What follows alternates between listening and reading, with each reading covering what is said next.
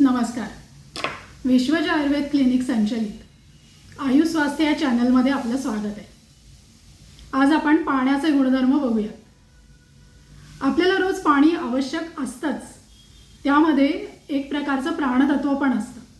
आपलं शरीर जे आहे ते 60 ते 65% पाण्याने भरलेलं आहे. त्यामुळे पाणी ह्याला जीवन असं म्हटलेलं आहे. आपल्यापैकी कोणी आहेत का हो असे जे कमी पाणी पितात? सांगा मला कॉमेंट करत. तर आज आपण पाण्याचे गुणधर्म बघूया. ही अतिशय आवश्यक गोष्ट आहे. बऱ्याचदा असं विचारलं जातं की थंड पाणी प्यावं का गरम पाणी प्यावं. तर आज आपण त्याचे गुणधर्म बघूया.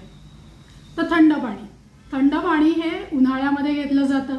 मनाला तृप्ती करणारं आहे, श्रम कमी करणारं आहे, हृदयाला हितकर आहे आणि त्याचा जो चव असते तर पाण्याची ॲक्च्युली अव्यक्त रस सांगितलेला आहे.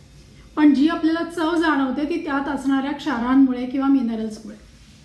तर थंड पाणी कोणी प्यावं? ज्यांना पित्तविकार झालेले आहेत, ज्यांची उष्णता वाढलेली आहे, शरीरात कुठे रक्तस्राव होत असेल तर त्यांनी थंड पाणी प्यावं. काही वेळेला शरीरामध्ये काही विषार किंवा टॉक्सिसिटी निर्माण होते. अशा लोकांनीही गार पाणी प्यावं. गार पाणी म्हणजे माठातलं किंवा रूम टेम्परेचरचं. तर ते तुमचे श्रम पण कमी करतं. अजून कोण घेऊ शकतं? तर ज्यांचा अग्नी चांगला आहे अशी लोक गार पाणी पिऊ शकतात. गरम पाणी कोणी प्यावं? ज्यांना सर्दी झालेली आहे, खोकला झालेला आहे, कफाचे आजार आहेत, दमा आहे, पार्श्वशूल आहे, अशा लोकांनी गरम पाणीच प्यावं. ज्यांचा अग्नी मंद आहे त्यांनी पण गरम पाणी प्यावं. ज्यांना मलबद्धता झालेली आहे, मलमूत्र प्रवृत्ती साफ होत नाही आहे, त्यांनीही गरम पाणीच प्यावं. ज्यांना स्थूलता आहे किंवा घाम कमी येतो तर त्यांनीही गरम पाणी प्यायलं तर त्यांना फायदा होतो. वजन कमी करण्याला फायदा होतो आणि ते घाम निर्माण करतं. त्यामुळे काही स्रोतस जी आहेत ती शुद्ध होतात. तर अशा पद्धतीने आपण गार आणि गरम पाणी कोणी कोणी प्यावं ते बघितलं. या व्यतिरिक्तचे लोक जे आहेत ते रूम टेम्परेचरचं पाणी जे आहे ते पिऊ शकतात. आता थंड पाणी कोणी पिऊ नये?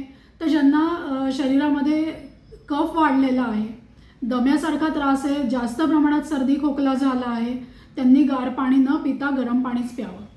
तर गरम पाणी कोणी पिऊ नये? तर ज्यांना शरीराअंतर्गत रक्तस्राव झाला आहे, तोंड आलेलं आहे, उष्णता वाढलेली आहे, पित्त जास्त प्रमाणात वाढलेलं आहे, तर अशा लोकांनी गरम पाणी पिऊ नये. जर शोधन तुमचं चालू असेल, तूप पिणं चालू असेल, स्नेहपान चालू असेल तर तुम्ही गरम पाणीच प्यायला हवं. अशा वेळेला गार पाणी जर प्यायलं तर स्नेहाचं पचन होत नाही. अशा प्रकारे आपण बघितलं की कोणी गार पाणी प्यावं, कोणी गरम पाणी प्यावं.